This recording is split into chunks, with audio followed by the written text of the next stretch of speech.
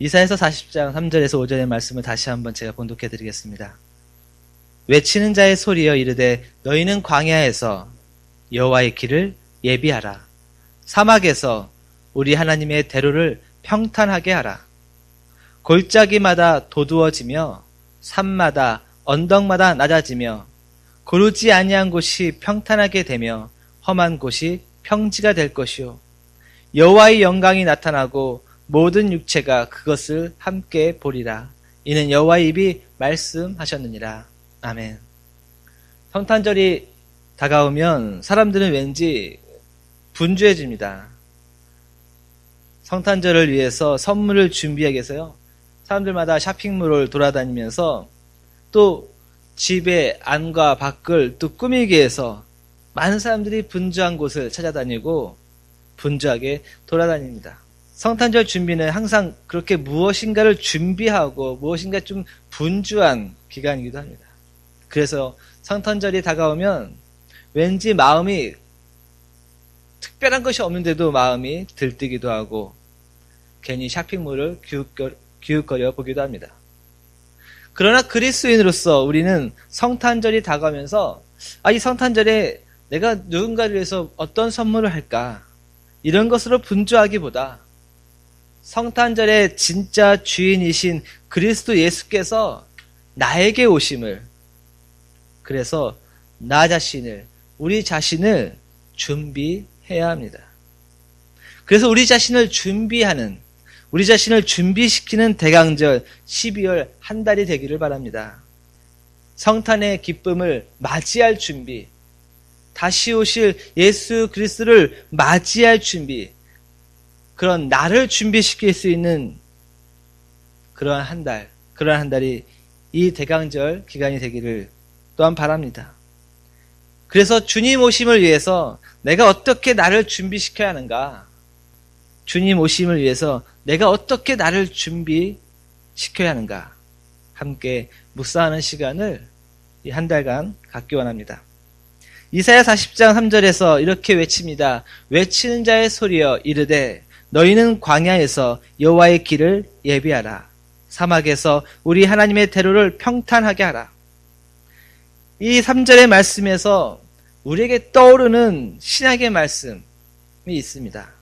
바로 마태복음 3장 1절에서 세례 요한이 유대 광야에서 회개하라. 하나님의 나라가 가까이 왔다. 이렇게 선포한 주님의 길을 예비한 그 세례 요한의 모습, 그리고 세례 요한의 메시지가 떠오르게 됩니다. 세례 요한은 주님의 길을 예비하기 위해서 온 자이며 또한 동시에 모든 이스라엘 백성들이 주님 오심을 준비할 자가 되도록 그 준비를 시킬 수 있도록 회개를 선포한 선지자입니다. 이사야 40장에서 그리고 신약에서 이 마태복음에서 보여주는 이 세례 요한의 말씀의 공통적인 것은 무엇입니까? 여호와의 길을 예비하고 하나님의 대로를 평탄하게 하고 다가오는 하나님의 나라, 다가올 메시아를 위해서 준비하라. 이 말씀입니다. 그런데 이 말씀을 보면요.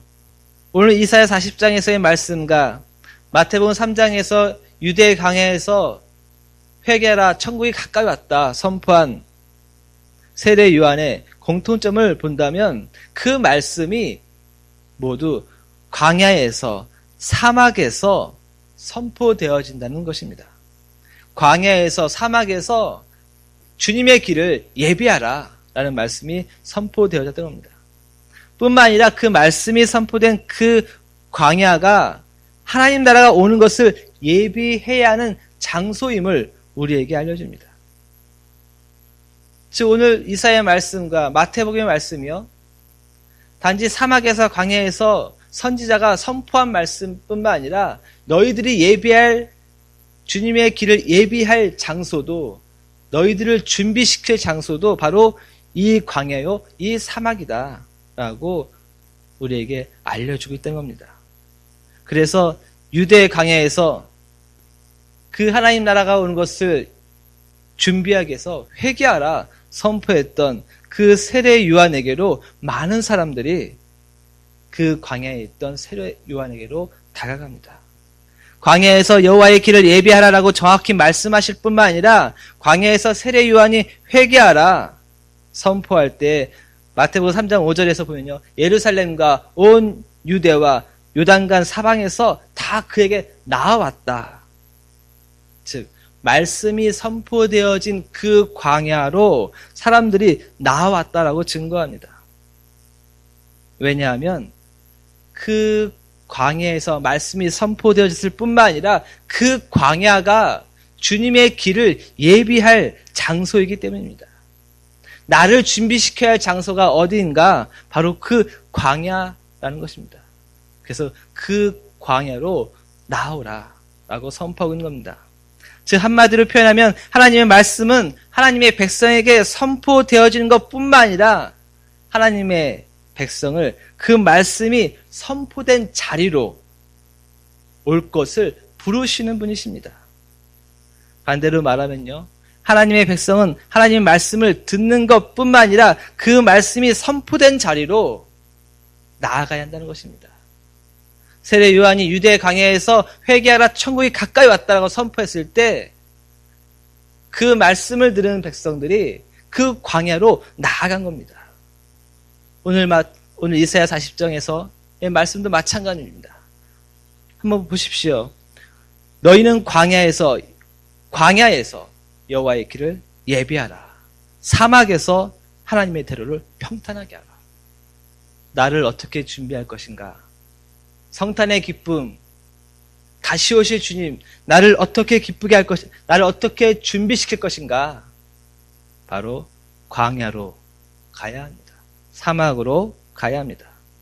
아무것도 없는 광야, 사막에서 주님의 길을 예비하라라는 말씀이 선포되어졌을 때 주님 오심을 기다리는 우리가 가야 할 길도 그 길을 예비할 곳도 광야이며 사막입니다.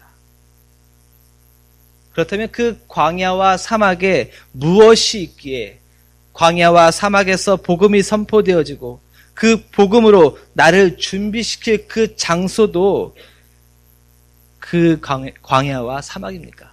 대체 그 광야와 사막에 무엇이 있습니까? 아무것도 없습니다. 아무것도 없습니다. 사람이 먹고 살기 위해서 의지할 것이 그 광야와 사막에는 아무것도 없습니다. 그러나 복음, 하나님의 말씀은 그 말씀이 선포되어진 광야와 사막으로 우리를 부르십니다. 그곳에는 아무것도 없는데 오직 복음만이 선포되어진 곳인데 그곳으로 우리를 부르십니다. 왜입니까? 역시 아무것도 없는 곳이기 때문입니다. 내가 내 삶을 위해서 의지할 수 있는 것이 아무것도 없는 그 광야와 사막에서 복음이 선포되어지고 그곳으로 나를 부르십니다. 왜냐하면 그곳이 우리가 복음으로 나를 준비시킬 수 있는 장소, 그곳이 우리가 오실 주님을 만나기 위해서 나를 준비시킬 곳이기 때문입니다. 아무것도 없기 때문입니다. 오직 무엇만 있습니까? 선포되어진 말씀. 그것만 있기 때문입니다. 세례를 받은 주님께서 성령이 하늘에서 비둘기같이 내렸을 때 그 성령이 주님을 인도한 곳은 모든 사람들이 기다리고 있는 예루살렘 성전이 아니었습니다. 많은 성전의 물건들로 가득 차 있고요.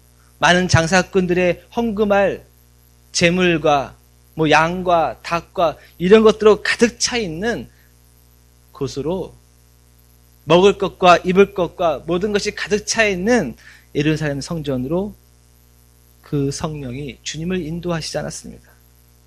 성령이 인도한 것은 바로 아무것도 없는 광야와 사막, 그곳으로 주님을 인도하셨습니다. 성령의 이끌림 받아서 간 곳은 사람들이 메시아를 기다리던 성전이 아니었습니다. 만약에 그 성전으로 갔다면 주님은 하나님 나라를 일으킬 수 있는 인적 자원과 물적 자원을 모두 얻었을 것입니다. 그러나 성령께서 이끄신 곳은 예수님의 사역이 시작되기 전에 예수님의 모든 사역을 준비시킨 곳, 바로 광야와 사막이었습니다. 왜 광야이고 왜 사막입니까? 마찬가지입니다. 아무것도 없기 때문입니다. 아무것도 없는 그 광야로, 그 사막으로 주님은 그곳에서 자신의 모든 사역을 그 시작에 준비를 했던 것입니다. 아무것도 없는 그 광야로, 사막으로 우리를 부르시는 하나님의 뜻은 오직 한 가지만을 바라보라는 것입니다. 오시는 주님, 오시는 여호와 하나님, 회개하라. 하나님 나라가 가까이 왔다. 그분 한 분만을 집중하라는 것입니다. 하나님의 말씀은 화려한 예루살렘 성전이나 사람들이 북적대며 분주한 곳으로 우리를 부르시지 않습니다. 광야와 사막으로 부르십니다. 회개하라. 하나님 나라가 가까이 왔다. 라고 선포되었던 그 유대 광야로 사람들이 몰려들었습니다. 왜입니까? 그 사막에 물질이 풍성했기 때문입니까? 부와 명예가 가득했기 때문입니까? 아닙니다. 아무것도 없었지만 그곳에 말씀이 선포되어졌기 때문입니다. 회개하라. 하나님 나라가 가까이 왔다라고 선포된 그 광야로 몰려든 사람들은 그곳에서 무엇을 합니까? 물질을 요구합니까? 부와 명예를 요구합니까? 아닙니다. 이미 그 광야에는 아무것도 없는 것이기 때문에 그들은 그것을 요구하지 않습니다. 오히려 무엇인가를 요구하기 위해서 광야로 간 것도 아니었습니다. 광야나 사막은 사람들이 자신의 필요를 요구할 수 있는 장소가 처음부터 아니었습니다. 아무것도 없는 것이기 때문입니다. 그것으로 몰려든 사람들이 한 것은 오직 회개와 세례뿐이었습니다. 아무것도 찾을 수 없는 광야로 우리를 부르시는 하나님의 뜻은 오직 오시는 주님, 나에게 오시는 주님, 나에게 오시는 여호와 하나님, 그분 한 분만을 집중하라는 뜻입니다. 우리는 지금 강림절을 맞이하고 있습니다. 주님 오셨음을 기뻐하며 주님께서 다시 오심을 기다리는 시간입니다. 그러나 이 시간은 단지 기다리는 시간이 아닙니다. 어떤 수동적인 내가 이렇게 살다 보면 오시겠지 라는 기다리는 시간이 아니라 지금 강림절의 시간은 주님이 오실 길을 예비하는 시간입니다. 주님께서 나에게 오는 것을 바로 내가 나를 준비시키는 시간입니다. 그렇다면 우리가 서 있어야 하는 곳은 어디여야 합니까? 바로 광야요 사막이어야 합니다. 이 광야로 사막으로 들어가는 성도가 먹을 것과 입을 것, 잠잘 것을 찾고자 하면 그것은 말이 되지 않습니다. 왜냐하면 처음부터 그 광야는 먹고 입고 잠잘 곳이 없는 장소, 오직 선포된 하나님의 말씀만이, 오직 나에게 다가오시는 여호와 하나님만이 계시는 곳이기 때문입니다. 이제 우리는 우리 자신을 준비시키기 위해서 오직 하나님의 말씀, 나에게 다가오시는 여호와 하나님, 우리 주 예수 그리스도만을 집중할 수 있는 그 광야와 사막에 서야 합니다.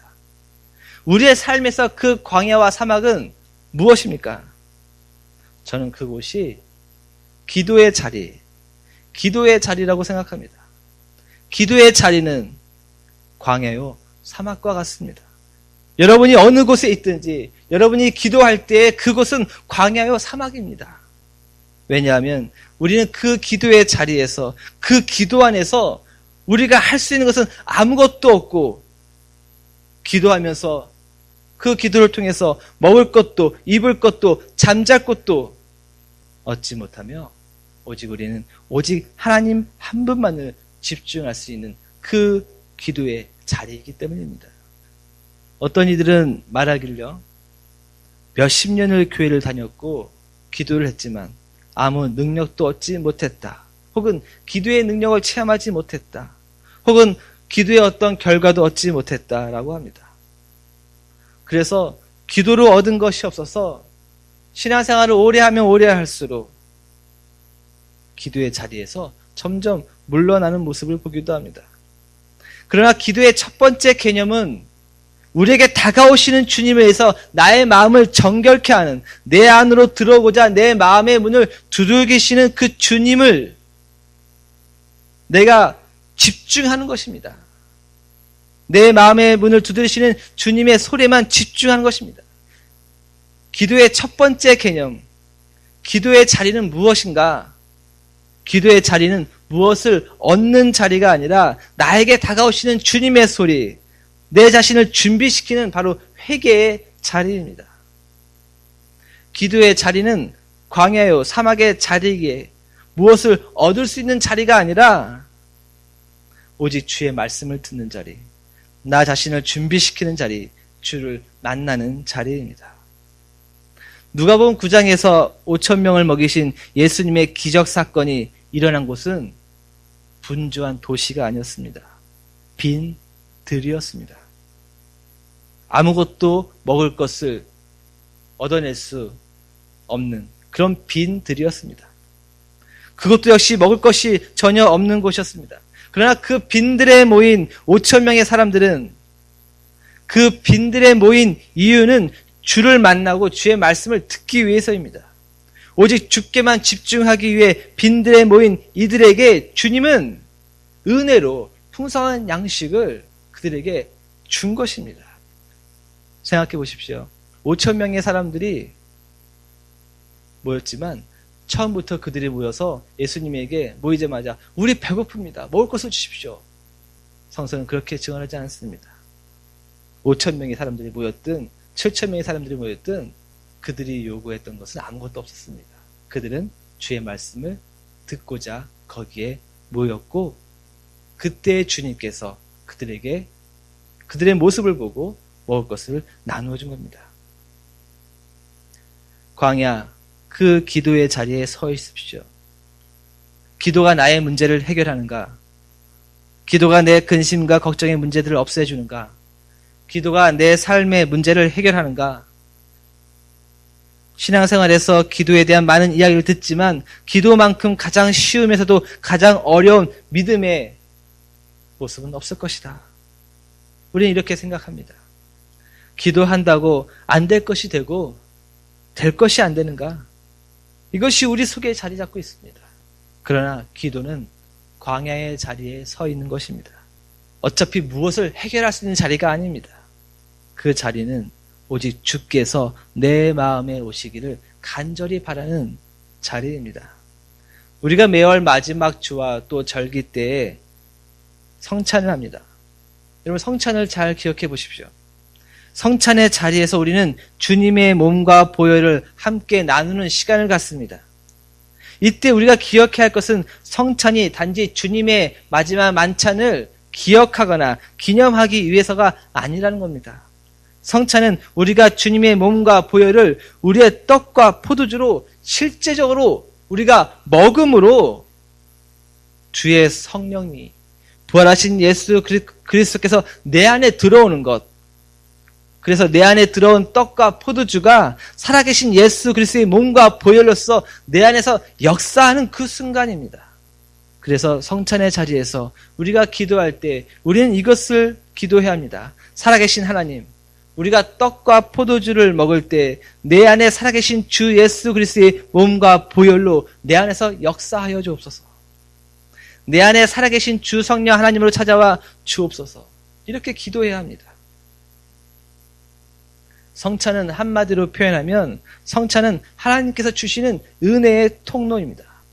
여러분, 지난 주일날 우리가 성찬을 했을 때 이 성찬의 자리에 여러분들이 앞에 나왔을 때 내 인생의 문제를 고민하며 나오셨습니까? 성찬을 받기 위해서 여러분이 이 앞에 나왔을 때 자녀의 문제를 고민해서 나왔습니까? 떡과 포도주가 놓인 그 성찬의 자리로 앞에 나올 때 비즈니스의 문제를 가지고 생각하면서 그 성찬의 자리에 나오셨습니까? 아닙니다. 우리 모두 그렇지 않습니다. 우리가 이 성찬의 자리에 나올 때 우리는 오직 주님의 몸과 보혈, 그것만을 생각하며 앞으로 나온 것입니다. 우리가 성찬의 자리에 나올 때 우리는 오직 주님의 몸과 보혈을 내 육체 속에 담아서 내 육과 영의 깊은 곳으로 찾아오시는 주 예수 그리스도를 받아들이기 위해서입니다. 기도 역시 마찬가지입니다. 기도의 자리에 선다는 것, 기도한다는 것, 그것은 우리가 내게 다가오시는 주 예수 그리스도를 받아들이는 시간입니다. 이것이 기도의 첫 시작입니다. 가장 먼저여야 하는 것입니다. 이것이 기도에서 우리가 일어나야 하는 첫 번째 사건이고 고백입니다. 주 예수여 내게 오시옵소서. 내게 다가오시는 주 예수 그리스도를 만나는 그 광야의 자리에 서지 않은 채 주 예수여 나에게 오시옵소서 라는 고백 없이 우리의 말과 요구와 문제 해결을 말한다면 우리는 혹여 기도의 대상 없이 나의 문제를 넋두리 삼아 말하고 있는 것이 되고 말 것입니다. 성탄절에 그 성탄절의 주인 없이 흥겨운 잔치를 벌이는 것처럼 내가 정확히 기도의 그 대상, 주님 내게 오시옵소서 라는 그 고백이 먼저 되어야 합니다. 누가복음 9장 오병이의 사건에서처럼 빈들에서 주님을 만나기에 나온다면, 주의 말씀을 듣기 위해 나온다면 주님은 그들에게 그들이 요구하지 않은 것까지도 더해 주시는 분입니다. 출애굽 때 사람들은 떡과 고기를 달라고 강력한 요구를 합니다. 그러면서 어떻게 됩니까? 심판도 받고 징벌도 받습니다. 그러나 예수님을 따라 빈들에 나온 사람들은 그것을 요구하지 않았습니다. 그들은 주님을 만나고 주님의 음성을 듣기를 원해서 나온 것입니다. 그들은 분명히 제자들이 보기에도 허기진 듯 보였지만 그들이 강력히 요구했기 때문에 오병이어의 기적을 베푼 것이 아닙니다. 오직 주님께서 주님 보시기에 그들의 모습이 허기진 듯하기에, 오직 주님 보시기에 자신의 그 빈들로 자신 앞으로 나온 그 백성의 모습을 보니 그 백성의 모습이 허기졌기에 그들에게 은혜를 베푸신 것입니다. 기도의 시간, 그 광야의 자리에 서십시오. 거기서 우리가 가장 먼저 해야 될 것은 이것입니다. 주님 오시옵소서. 주님 오시옵소서. 주님 내 마음속에 오시옵소서. 주님 지금 내 마음에 오시옵소서. 주님 지금 이 죄인의 마음에 오시옵소서. 끊임없이 반복하며 반복하는 기도의 심령이 기도의 시작이요 기도의 자리가 되는 것입니다. 주님 내게 오시옵소서라는 그 고백 없이 내 삶의 문제를 아무리 얘기한들 그것은 떡과 고기를 강력히 요구했던 출애굽 때 이스라엘 백성의 모습에 지나지 않는 겁니다. 오히려 오병이어의 기적을 경험했던 그 백성들처럼 우리는 주님의 그 말씀, 주님 그 한 분에 집중해야 합니다. 성서의 맨 마지막 성서는 요한계시록입니다. 그 요한계시록 22장, 즉 마지막 장의 마지막 부분은 이렇게 우리에게 들려줍니다. 아멘, 주 예수여 오시옵소서. 성서의 마지막 부분의 이 말씀은 온 성도가 하나님 앞에 나아가 기도의 자리에 서야 할 때 바로 온 성도의 기도의 시작이어야 합니다. 성서는 주 예수여 내 마음에 오시옵소서라고 끝나지만 그러나 이제 성도의 시작은 주 예수여 내 마음에 오시옵소서라는 그 고백이 성도의 삶의 시작이요 기도의 시작이 되는 겁니다. 대강절 두 번째 주일을 맞이하면서 성탄의 이 기간 동안 기도의 자리에 서는 성도가 되십시오. 그 기도의 자리에 서서 이것 하나만을 끊임없이 고백하십시오. 주 예수여 내 마음에 오시옵소서. 이것만을 고백하며 주의 길을 예비하는, 그리고 주께서 내게 오는 것을, 나에게 오시는 것을 나를 준비시키는 거룩한 성도가 되기를 주님의 이름으로 축원합니다.